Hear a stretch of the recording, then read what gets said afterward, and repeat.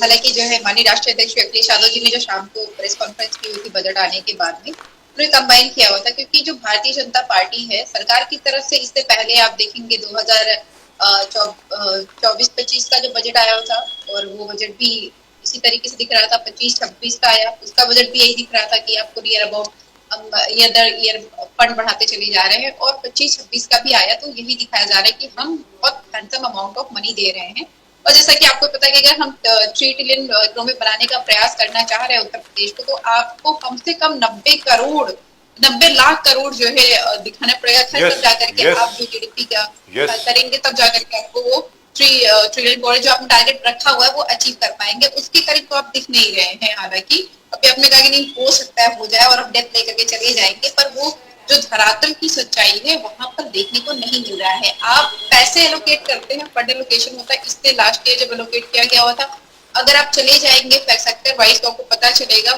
50%, 60% जो अमाउंट है वो एज इट इज है, वो इस्तेमाल ही नहीं हो रहे हैं। तो जब आप इस्तेमाल ही नहीं कर रहे तो आप कितना बड़ा एलोकेट कर दीजिए फंड, उससे कोई फायदा होने वाला नहीं है। अभी भी किसान परेशान है, अभी भी रोजगार नहीं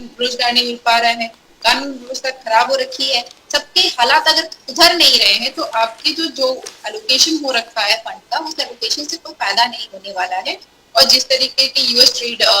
डील लोग जान ही रहे हैं, वो तो इतना कंफ्यूजन वाला मामला हो गया है राजीव जी, कि पहले होता है कि वाणिज्य मंत्री जी कहते हैं विदेश मंत्री जी से पूछा जाए, हमारे जो फॉरेन अफेयर मिनिस्टर है, फॉरेन अफेयर मिनिस्टर कह रहे होते हैं कि आप जो है वाणिज्य मंत्री जी से पूछिए। फिर पीयूष गोयल जी सदन में कहते भी हैं, उनसे कोई सार निकल करके नहीं आता है। पता चलता है कि नहीं, यूएस जो कह रहा है, यूएस के जो वाणिज्य मंत्री कह रही है वो शायद कुछ अलग कह रही है, भारत का वाणिज्य मंत्री कुछ अलग कहना चाहता है। फिर उसके बाद में हमको देखने को मिलता है कि एक एक्सपोज आता है, उस पर 15 पॉइंट्स लिखे जाते हैं, और वो बड़ा भयंकर सा पोस्ट निकल करके आता है, जिसमें आप मुझे लगता है कि सभी को पता होगा कि कुछ पॉइंटर्स ऐसे हैं, हालांकि बिटवीन द लाइंस पढ़ना थोड़ा सा मुश्किल हो जा रहा है सभी के लिए, नाइस सरल भाषा में सरकार ने बताने का प्रयास किया हुआ है।